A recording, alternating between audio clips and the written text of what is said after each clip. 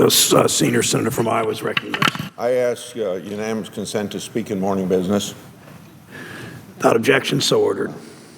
Mr. President, in the last few weeks, I've come to the floor many times to speak about how the Senate has deteriorated from being the deliberative body it's supposed to be. Now, considering the comedy that's on the floor on this bill under the direction of Senator Harkin, my colleague from Iowa, and other people, it's probably not the most appropriate time to give a speech like this, but we still have problems here in the United States Senate, and I want to address them. We need to restore the Senate as a deliberative body. I'm very concerned that the Senate is no longer living up to its reputation as the world's greatest deliberative body. I've outlined how the Senate ought to function by quoting at length the writings of the primary architect of the U.S. Constitution, James Madison.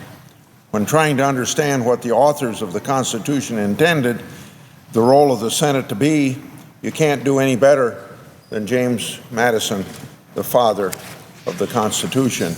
The writings of Madison, along with Hamilton and Jay in the Federalist Papers, comprise the most comprehensive and detailed explanation of what the framers of the Constitution intended. This provides an important and very nonpartisan frame of reference about the role of the Senate is supposed to play in our system of government. But going back to our founding document and first principles, we can rise above petty partisan squabbling and start working on how to restore the Senate as the deliberative body it's supposed to be. I would start by recapping some of the lessons from the Federalist Papers where the Senate has gone off course. Then I'll talk about a solution to restore the Senate, and I'm introducing that solution today with co-sponsorship of other senators, and I'll get to that point in a minute. But in Federalist Paper 62, this new creation of a Senate is being explained to the people of New York State to convince them to ratify the Constitution. It tells of the lessons that Americans learned from the first years of independence under the Articles of Confederation, which most of those former colonies had unicameral legislatures, as did most at that time. Based on lessons learned from practical experience then of these state legislatures, James Madison lists 4 problems that a republic like ours can face if it doesn't have a properly functioning United States Senate. The first problem Madison recounts is a tendency for a group to form in a legislative body that pushes its own agenda as opposed to what the people elected them to do. Madison explains that having a second chamber, like a Senate, makes such, quote, schemes of usurpation and perfidy, end of quote, less likely because they would have to capture both chambers at the same time. The Senate with longer staggered terms, as the Constitution spells out, makes that even less likely. The second lesson is that a single chamber legislature with lots of members tend to, quote, yield to the impulse of sudden and violent passions and to be seduced by factious leaders into intemperance and pernicious resolutions, end of quote. If that sounds like the House of Representatives today, that's because it's supposed to work that way.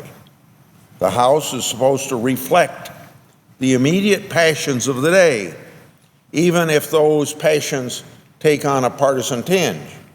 However, when laws are made only by factious leaders, you end up then with what Madison says, quote, intemperate and pernicious resolutions, end of quote. So that's where he says the function of the Senate as a deliberative body comes into play.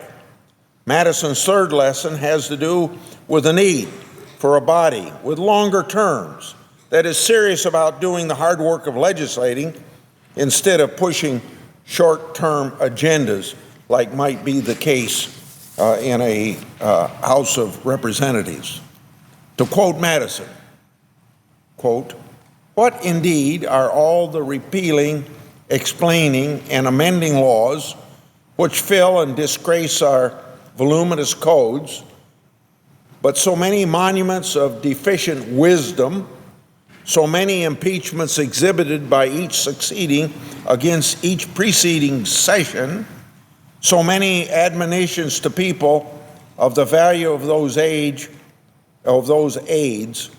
which may be expected from a well-constituted Senate," end of quote. In other words, what Madison was saying, it's better to take the time to get it right the first time than to have to constantly go back and fix ill-conceived laws. That's what the Senate is composed to do under our Constitution, to make sure that you don't get sudden changes or bad legislation out of the other body.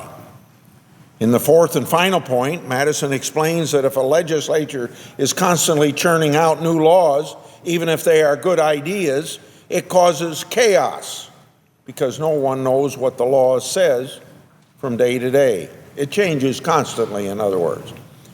To this point, Madison says, quote, "A continued change even of good measures is inconsistent with every rule of prudence and every prospect of success," end of quote. Madison also points out a problem caused by overactive legislating that we tend to think is unique in modern times. That is special interest groups that are hired as lobbyists and lawyers. So to quote Madison, another effect of public instability is the unreasonable advantage it gives to the sagacious, the enterprising, and the moneyed few over the industrious and uniform mass of the people, end of quote. That's a criticism you still hear today.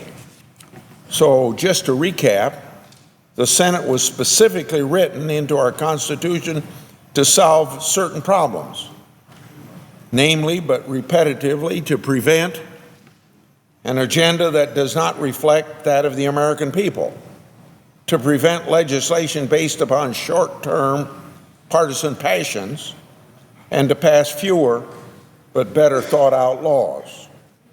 Of course, starting in 2007, we had a House and a Senate controlled by the same political party and intent on enacting the president's agenda, top of which was his health care law. The deliberative process was cut short, and the legislation was rammed through the Senate over the objections of senators representing 40% of the states. The president's health care law is practically the poster child for what Madison called intemperate and pernicious resolution, reflecting a partisan agenda that did not enjoy broad support among the American people when it was passed. And you know what? It enjoys less support today. The fact that Congress didn't take the time to think through every aspect of that important health care legislation and work out a consensus that could attract broad support of the Senate has resulted in the need of a series of, as Madison said, quote, "repealing, explaining, and amending laws," end of quote. Of course, the president has claimed for himself the authority to unilaterally suspend or amend parts of the law that aren't working rather than come back to Congress that under the Constitution is supposed to be the legislating body. And of course, that's what the president's doing now is not what the authors of the Constitution intended either. We wouldn't be in this predicament if a deeply flawed health care law, with a deeply flawed health care law, if the Senate had been allowed to function as it was intended. Now, with neither party today having 60 votes needed to steamroll members of the minority party, the Senate should go back to functioning as it was intended. Yet that hasn't happened. Instead, we have seen an unprecedented abuse of Senate rules to block senators from participating in the deliberative process. These abuses of Senate rules threaten to fundamentally transform the Senate from the greatest deliberative body in the world into a purely partisan rubber stamp for the agenda of the majority and its leadership. If we allow that to happen, we will see even more of the problems that Madison warned about. The Senate was intended to be a deliberative body and only functions properly when deliberation is allowed. That means we must have debate and amendments. I hear frequent complaints from Iowans about Congress passing huge bills without members of Congress having the opportunity to understand all the provisions, much less the people they're supposed to represent having a chance to understand the bills and to weigh in on them. It is now routine for cloture to be filed immediately upon bringing a matter up for consideration. That is not the deliberative process or how the Senate is supposed to operate. Cloture was invented to allow the Senate to end consideration of a matter after the preponderance of senators had concluded it had received sufficient consideration. Even that part was a compromise. Before cloture was invented, there was no way to end debate so long as at least one senator thought a matter needed further consideration. Cloture was introduced to balance the desire to get things done with the principle that each senator, as a representative of his or her state, has the right to participate fully in that legislative process. The threshold was later adjusted down from 2/3 of senators voting to 3/5 of all senators. That's that famous 60 vote that you have to have if you want to end debate. Each time this matter has been revisited, the balance has tilted more in favor of speeding up the process at the expense of allowing senators to fully represent the people of their states. At the beginning of the current Congress, the Senate passed changes to the Senate rules to shorten the amount of debate time after cloture is invoked for certain nominees and to expedite consideration of legislation in some situations. These changes were agreed to in exchange for a promise, a real promise, that the so-called nuclear option would not be used. Notwithstanding that commitment, just a short 10 months later, the nuclear option was used, setting a new precedent that debate on nominations can be cut off by a simple majority of senators, ignoring the plain text of the cloture rule that's still on the books. So at the end of the day, members of this body agreed to extinguish certain rights in exchange for the promise not to use the nuclear option, only to have additional rights stripped away 10 months later by a simple majority vote. Taken together, those two episodes represent a dramatic shift towards domination of the Senate by one faction, contrary to Madison's stated intent. I say all that by way of background, but that's history, and the other side will have to learn to live with the ramifications of changes to the nomination process that they forced upon this body. So now I'd like to turn the focus now to the legislative process and what can be done to restore the Senate to the role envisioned by the authors of the Constitution before it's too late, and the idea that I have and some of my colleagues have joined me in rules change along this line. When it comes to legislating, we've gotten off track from how the Senate was designed, but we have an opportunity to restore the Senate as a deliberative body. That was an understanding at the beginning of this Congress, that there would be some return to regular order. In exchange for rule changes that expedite the legislative process, the majority leadership would turn to the longstanding tradition of an open amendment process. In other words, there was an understanding that the Senate would take its time to consider legislation, and senators from both sides would be free to propose amendments and have them voted on. That understanding lasted until Republicans submitted amendments that some on the other side were nervous to have to take a position on. It's no secret that the majority leader has gone out of his way to keep members of his caucus from having to take votes that may hurt them or the people back home. The Senate rules provide that any senator may offer an amendment to a bill being considered.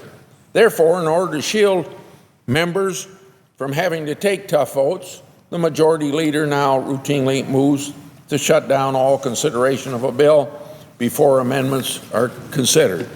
And as I said at the beginning, maybe today isn't the time to give this speech because we have great comedy on the bill that's before the Senate.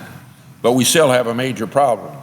Cloture is supposed to be used after the Senate has considered a measure for a period of time, and a preponderance of the Senate think it has deliberated enough. Cloture should not be used to prevent any meaningful deliberation from taking place.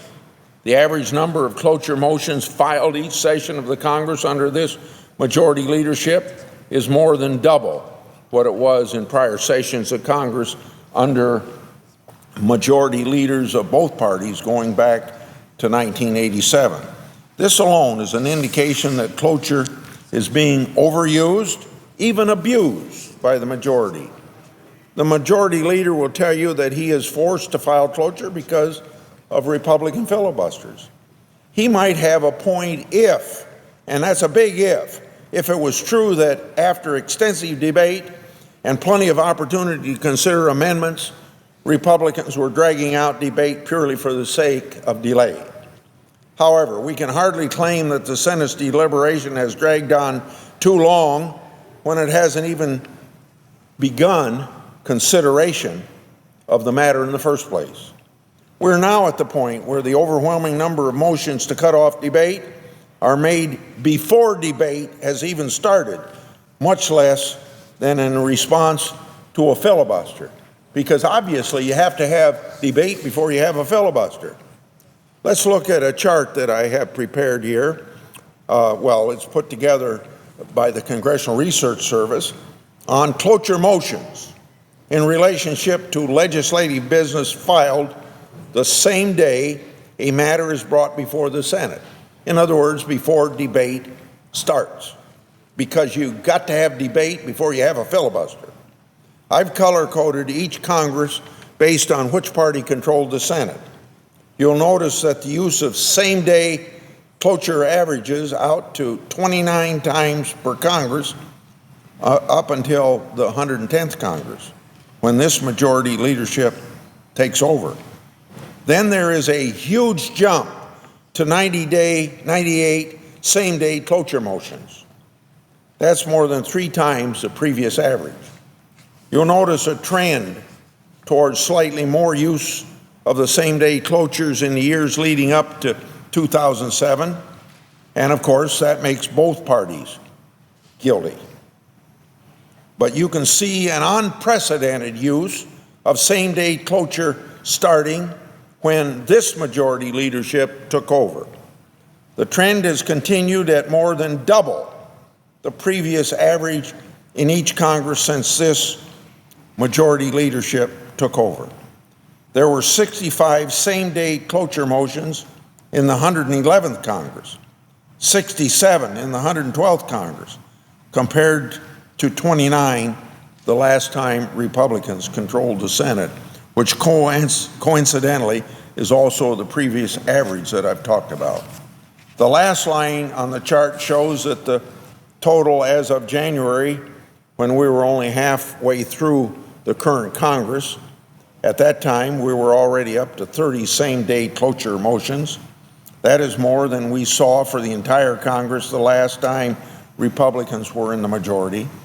So we're back to an unprecedented use of cloture to end deliberations before deliberation has even begun, and that is clearly abusive and cannot be justified. Some people might argue that same-day cloture motions on the motion to proceed shouldn't be counted because the motion to proceed can't be amended. That is debatable, But I'll just point out that the last column shows same-day cloture filings, excluding the motion to proceed, and the trend is exactly the same. So what do we do about this abuse of cloture to end consideration of a bill before it has been considered? So today I'm introducing the Stop Cloture Abuse Resolution. That is appropriately spells out acronym SCAR, because cloture abuse threatens to scar the body of the Senate. The Stop Cloture Abuse Resolution will amend Senate rules to prohibit the filing of cloture until at least 24 hours after the Senate has proceeded to the matter. That means you have debate before you file cloture. Debate could be a filibuster, but you got to have debate to have a filibuster. This reform will end once and for all the practice of attempting to shut down debate and amendments before the debate has started. It's important to keep in mind that when senators are blocked from participating in the legislative process, the people they represent are disenfranchised. By that, I don't mean the citizens of the 45 states that elected Republicans. The citizens of states that elected Democrat senators also expect their senator to offer amendments and engage with their colleagues in different parties. Forcing a cloture vote before any deliberation prevents even members of the majority party from offering amendments that may be important to the people they represent. Voters have a right to expect the people they elect to actually do the hard work of legislating, not just be a rubber stamp for their leadership's agenda. Senators who go along with the tactics that disenfranchise their own constituents should have to explain to those who voted them into office why they aren't willing to be full-fledged senators, as people that elect people to the world's most deliberative body can rightfully expect. They should explain why their loyalty is to party leadership and not to the people of their state. A senator's job includes offering amendments. Being a senator also means that sometimes you have to take tough votes on other senators' amendments that reveal to your constituents where you stand on various issues. It's the job of senators then, quite plainly, to deliberate and to legislate. The Stop Cloture Abuse Resolution will make it clear that deliberation is the rule, not disenfranchisement. It would establish that a deliberative process is expected and at least some deliberation must occur before any attempt to silence the voices of senators and, by extension, the voices of the people of their respective states.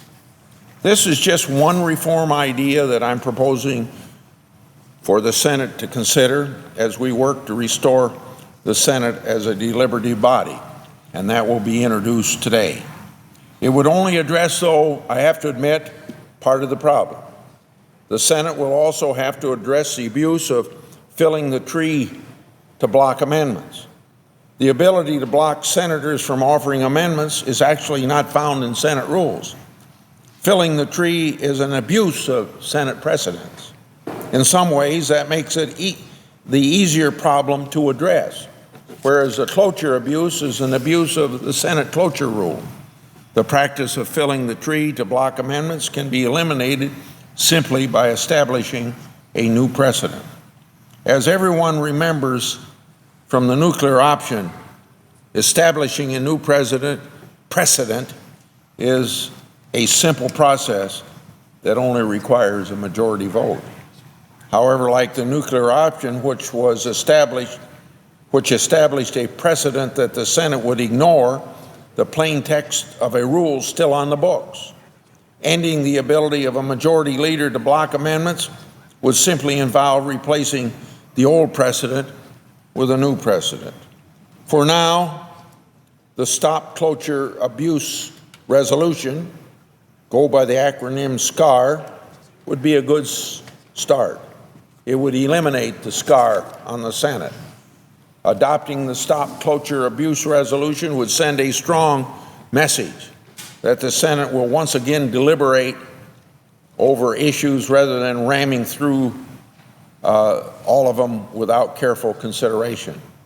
This reform will reduce the urge to force legislation through the Senate based on a short-term partisan agenda and result in fewer but better laws, just as James Madison and the other framers of the Constitution intended. Amending the Senate rules should not be a last resort, and this move should not be necessary. We've been told by the bipartisan Child Care Development Block Grant bill will be considered and is being considered under an open amendment process.